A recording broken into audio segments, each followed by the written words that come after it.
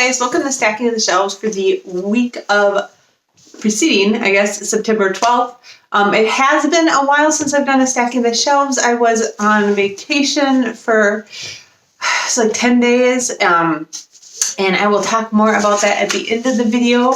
It was basically a vacation in our fifth wheel, and we did a lot of hiking, so being as safe as we possibly can and taking a little break from home. But over the course of 3 weeks, I did get some books, not a ton, but quite a few. And I'd like to go ahead and go through those. So the first three that I'm going to go through are review books that I got. The first one is Fallow Heart by Casey Finn. And this is already out, I believe. It had the publication date as like 2018, but I just got it through NetGalley. And it's a young adult horror novel about a teen girl that basically her heart gets injected with a demon and a whole bunch of crazy things start happening. Like she's losing control and stuff, and she has to go to this place to try to get the demon extracted. That's all I really know about it. I thought it sounded kind of interesting, and it was really, I don't know, it just sounded like something I might like. So I went ahead and requested for review and got it. The next one I got for review is The Bright and the Pale by Jessica Rubinkowski. Say that right? This doesn't come out until March of 2021, so this one was offered really early for review. It is another young adult fantasy, and it sounds like this girl's family gets trapped in like an ice shelf or something, and then she ends up joining a thieving guild to survive and is trying to rescue them. So that's kind of the really brief overview. It sounded good, and other people have reviewed it, have given really good reviews so far. So I think it'll be an interesting read. It just really kind of caught my attention. I like the cover, and I like the idea of a thief become like hero. All right, the next one I got for review, I got from Quirk Books, and this one just came out, I believe, the last week of August, and that is Cursed Objects by J.W. Oker. It's strange but true stories about the world's most infamous items. It's a very nice, like, collectible, like, coffee book. It's got kind of the metallic sheen to it. Very nicely put together, you know, some color prints and stuff inside. So I'm looking forward to reading this. This isn't another one of these like just weird, quirky nonfiction books about strange things, and I'm kind of into that. So yeah, thank you to Quirk Books for sending this to me for review. All right, now we can get into some ones I bought, and then also some Kindle Unlimited ones. I'll go through the Kindle Unlimited first. The first one I got, well, the only one I got borrowed through Kindle Unlimited over the last few weeks is Briar Blood by Kate Avery Ellison. This is the second book in the Spellwood Academy series. It's exactly what you think it would be, kind of. It's about a young adult girl she's a little bit on the older side of the young adult spectrum. She finds out someone is trying to kill her, and then her parents send her to like this Spellwood Academy where people learn to use their fairy powers. And so she finds out she's part fae and ends up getting sent to Spellwood Academy, both for her own safety and to learn how to use her like budding fairy powers. It's got some very like Hogwarts-ish themes to it, like they choose houses, and even some of the stuff with houses, and some of the stuff was like very reminiscent of Harry Potter to me. The first book was very short and basically just set everything up, but I liked the character enough, and I liked how everything was like so magical and described so. Everything was just described very magically, and there's a lot of very creative, like, magical stuff there. And honestly, I kind of like the Harry Potter vibe to it. So I decided to go ahead and borrow the second book, and that is Briar Blood. Main complaint with the series is these books are very short. They're like just over 200 pages, so they're almost a novella length, but not quite. And it is taking the author a while to put them out. So I guess be warned if you want to start the series. Since I'm getting them through Kindle Unlimited, I'm paying the $9 fee to like get as many books as I want. I'm not upset that I'm paying money for it because it's just like one of the many Kindle Unlimited books I'll read over the month. But they are short, so if you're buying them outright, you might be a little bit upset. But I think they're cheap. I think they're like $1.99 or $2.99 or something.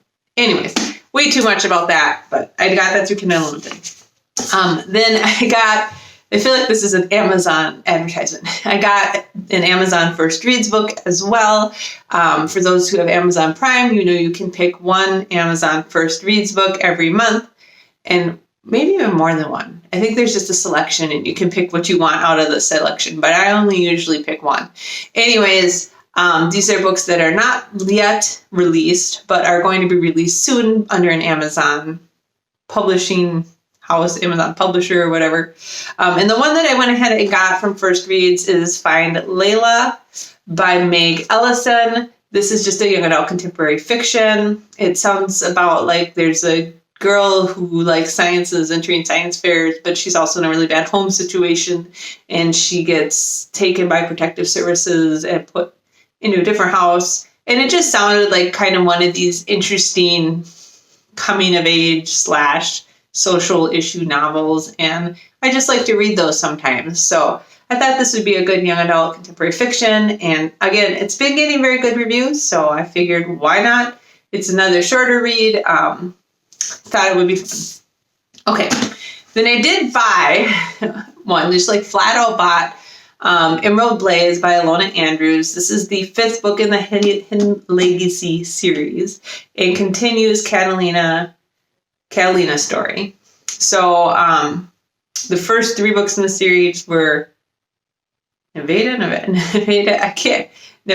was that the main character's name? I have trouble remembering, but Catalina's older sister was the main character in the first 3 books, and the 4th book started Catalina's story arc. So I've been really liking the series. I didn't like it quite as much as the Innkeeper Chronicles or the Kate Daniels series, but I am enjoying it, so I went ahead and bought it for my Kindle. Normally I would get these from the library, but even though I found out our library is open now, I have not yet been getting books from the library. I don't know. It's just been more convenient because I got a new Kindle Oasis, and I really like reading on it almost more than like paper books because it's just so easy. And so I just bought it for Kindle again. And then the last book I got came in my Owl Crate. So if you watched my August Owl Crate unboxing, you already saw this book. But that is Star Daughter by Shweta Thakrar. And this is one I had on my wish list before I got it in Owl Crate, so I was excited to get it. I really, really love the alternative cover from Owl Crate. I think the original one is done in like gold and yellow tones, but I really like kind of this cool purple silver look for this book. So hopefully it's a good book. I've heard it's decent. It's got the really nice like colored page edge here, which I also really like. So, if I'm going to get a paper book, I like it to look cool. So those are the books I got. Again, there were 3 that I like kind of bought, and then 3 I got for review, and then 1 I got through Kindle Unlimited. So that should make 7 books over the last 3 weeks, so not a lot. I was getting a little bit heavy on my to-be-read pile again. I think I was up to like 25 books or something. So I decided to step back a little bit and just read what I have, because I have books to read. So I had a whole bunch in October for review. I should say that differently. I had a whole bunch of books for review that come out in October. So I'm trying to read those in, end of August, September. So, got to get through all that stuff.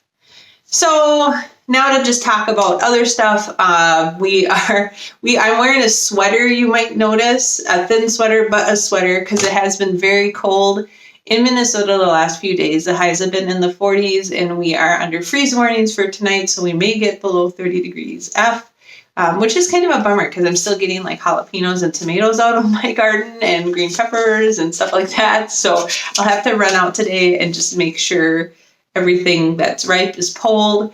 We did pull down all the apples from our apple tree because those were all pretty ripe. So we have those.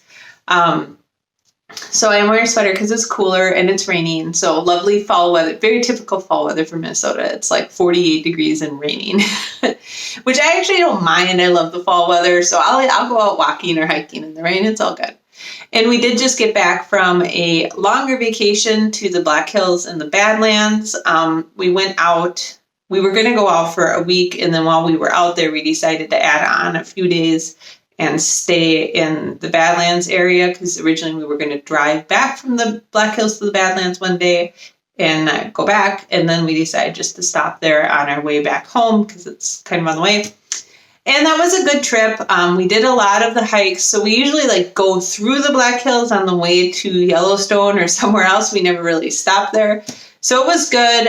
We had a really nice camping spot. The first place we were at, kind of up on a hillside in the pines. And it was coolish. It was getting down to like the upper 40s, low 50s, which is fine weather to go hiking in. And then on some days it was low 80s, but we did a lot of the hikes that we had been interested in doing out there, but never really gotten a chance to or time to do.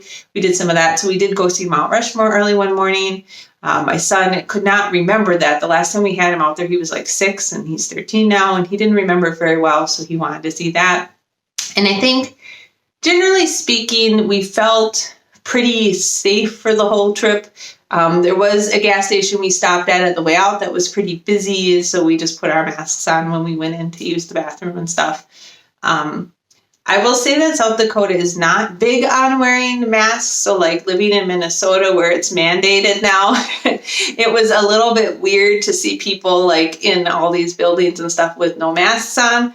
We did wear a mask when we went into, we did pick up for dinner a couple times. So we would wear a mask when we went into the restaurant to pick up the dinner, and then we take it back to our camper and eat it. And we actually got asked to leave and wait outside once because they were upset we were wearing masks. It was scaring the customers or something. So they basically were like, yeah, we'll bring your order outside if you could wait outside, please. They were not pleased with the fact we were wearing our mask.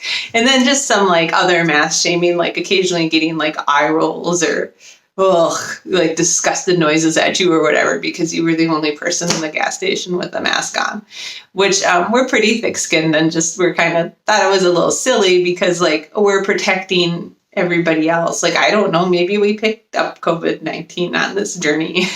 Hopefully not. We've been trying to be careful, but if I did, I don't want to give it to everybody else. So I don't understand why they're upset that I'm wearing something to protect them. But again, we are being relatively conservative about the whole thing. So, trying to be safe. I think the only time on the trip I was uncomfortable about the whole COVID-19 thing was we did go through Deadwood on the way to Spearfish Canyon to do some hiking.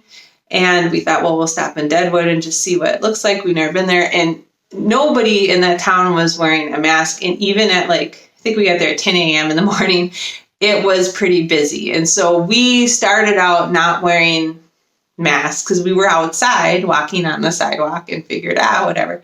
But then we were wearing masks, especially going into the stores and sometimes on the sidewalk as well, just because it was busier and it is pretty close to where Sturgis was held and all that. So I think that was the only time I was a little uncomfortable.